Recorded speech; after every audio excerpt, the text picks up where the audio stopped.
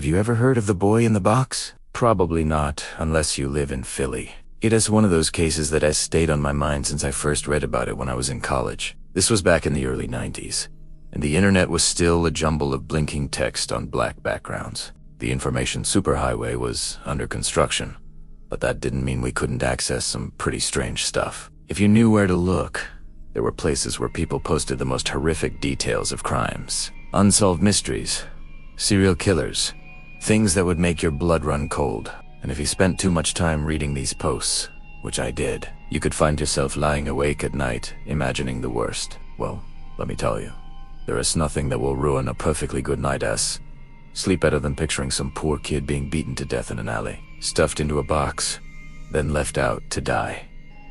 I know I'm not alone here. I can see all of you nodding along. I can tell because you're the ones who wrote in asking that I cover this case. You wanted to know how the police finally figured out who the boy in the box was, because until recently, nobody knew. That's right. For over 60 years, this kid was America's unknown child, the unidentified victim of homicide, and now his name is Joseph Augustus Sorelli. And his story is one that should make us all shudder. It was a cold February afternoon in 1957. In the quiet woods of Fox Chase, a neighborhood in northeast Philadelphia, a young man stumbled upon something strange, a cardboard box lying in the brush. Inside was the body of a little boy. He was around 4 years old, naked, bruised, wrapped in a plaid blanket. His hair had been crudely chopped, and his emaciated frame showed signs of prolonged abuse. The box had once contained a baby bassinet, sold by a local GC, but there was nothing else. No clothing, no toys, no shoes, nothing to say who he was or why he had been left there. Police arrived quickly. His fingerprints were taken. His photo, post-mortem, was published in newspapers. Thousands of flyers were mailed across the country. His face, bruised, fragile, innocent, haunted everyone who saw it. And yet no one came forward. There were no missing child reports that matched him. No relatives, no neighbors, nothing.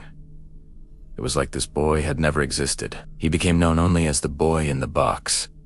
For decades, detectives followed every possible lead. A foster home not far from the scene came under suspicion. A woman claimed her abusive mother had bought and killed the child in a twisted adoption deal. The theory even surfaced that he had lived in a mental institution.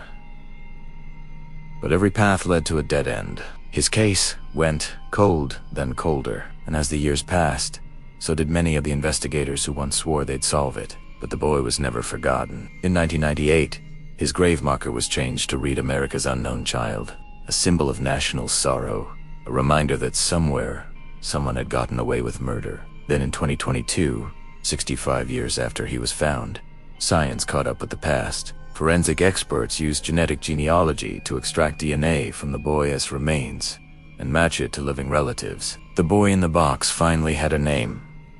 Joseph Augustus, born January 13th, 1953. He had family, a mother, a father, siblings, but none of them had ever reported him missing. The full truth of what happened to Joseph, how he died and why, remains a mystery. But here's what we do know. Somewhere, somehow, somebody got away with murder. This case is a gruesome reminder that not all wounds leave scars. Some of the most heartbreaking stories are the ones with missing chapters.